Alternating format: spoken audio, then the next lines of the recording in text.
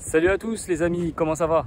Donc aujourd'hui dans cette vidéo, je vais vous expliquer comment on remplace un injecteur donc sur un 3 litres TDI, donc le fameux 3 litres qu'il y a sur les SQ5. Donc sur celui-là, il y a un souci au niveau de l'injecteur sur le cylindre numéro 2. Donc je vais vous montrer toutes les étapes nécessaires pour le remplacement de l'injecteur. Donc avant et après, donc ce qu'il va falloir noter, etc. etc. Donc c'est une intervention qui est relativement simple.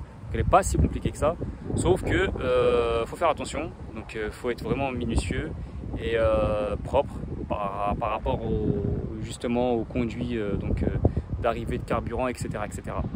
Donc je vous montre ça en vidéo et puis n'hésitez pas à liker, commenter comme d'habitude, hein. De toute façon si vous avez le moindre souci, n'hésitez pas. Ok, allez c'est parti. Donc là je suis parti dans le menu des infos en temps réel. J'ai sélectionné donc l'écart de débit d'injection de tous les cylindres 1, 2, 3, 4, 5, 6 et puis là on peut s'apercevoir donc en temps réel la variation au niveau des valeurs, et on s'aperçoit que le cylindre numéro 2 il est complètement hors tolérance et bloqué à 5.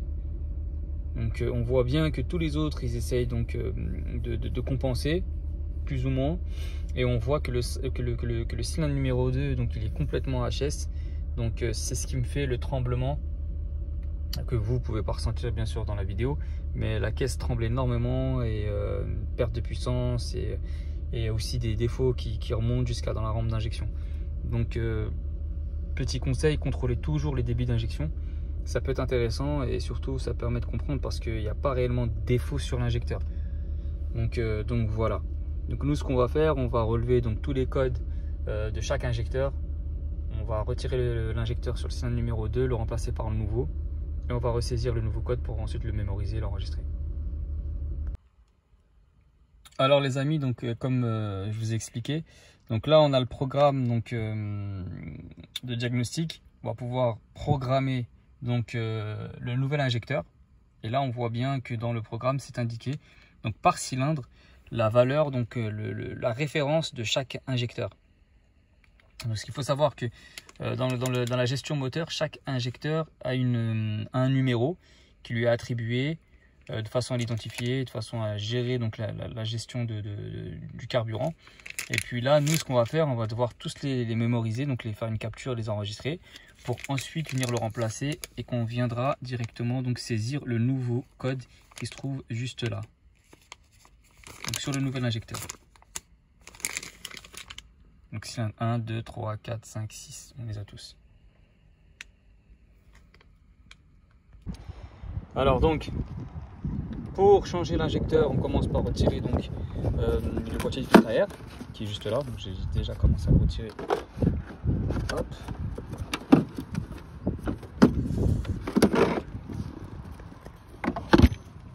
Voilà.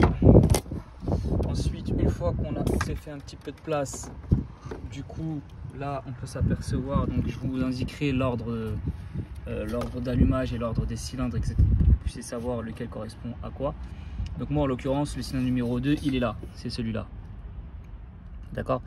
Donc il faut retirer le connecteur qui est juste là, connecteur noir. Ensuite on va retirer l'arrivée, le retour qui est juste ici, et ensuite l'arrivée qui est juste là.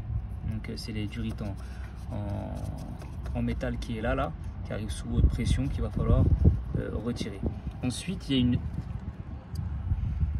y a une attendez, là c'est en voit flou.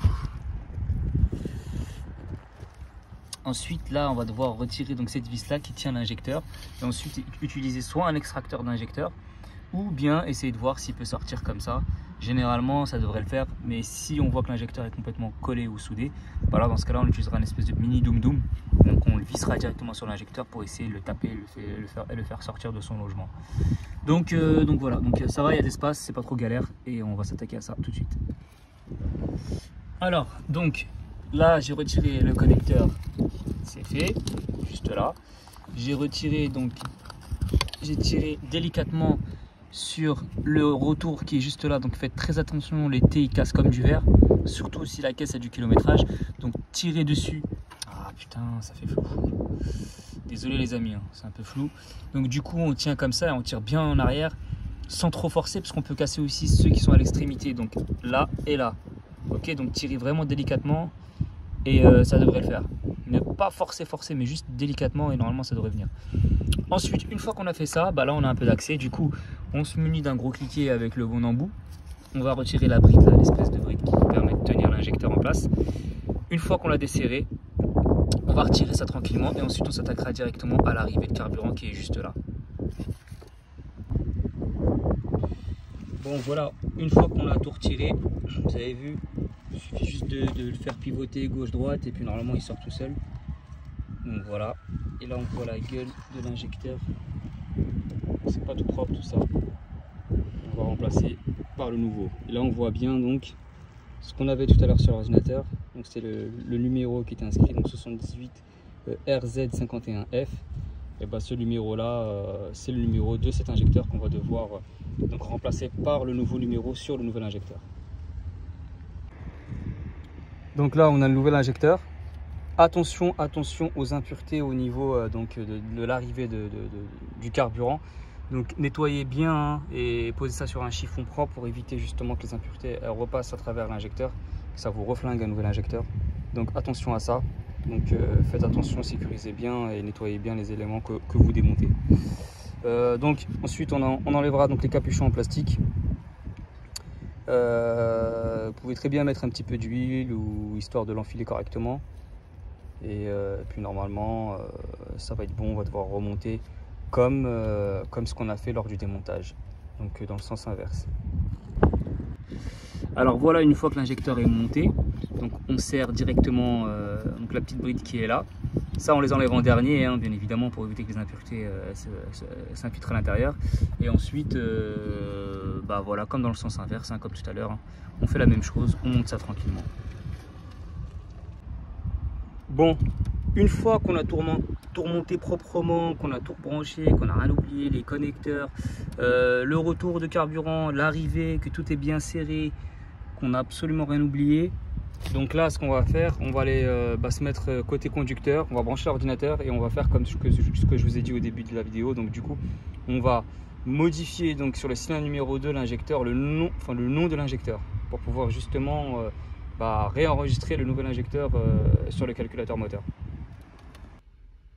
Alors je suis de nouveau dans mon programme, donc qu'est-ce que je vais faire? Donc là ils disent voulez-vous noter le nouveau code injecteur? Donc oui, cylindre numéro 2, puisqu'on a changé le cylindre numéro 2, on fait OK. Donc là on va saisir le nouveau code. Donc le nouveau code c'est DL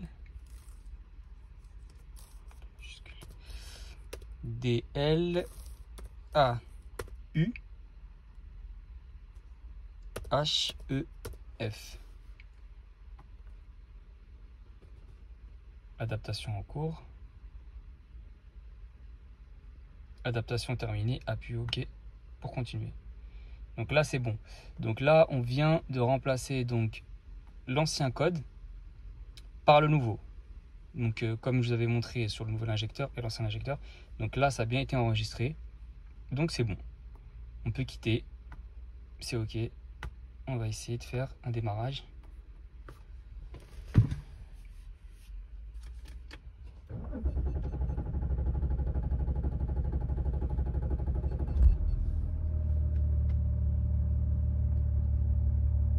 Donc là c'est bon.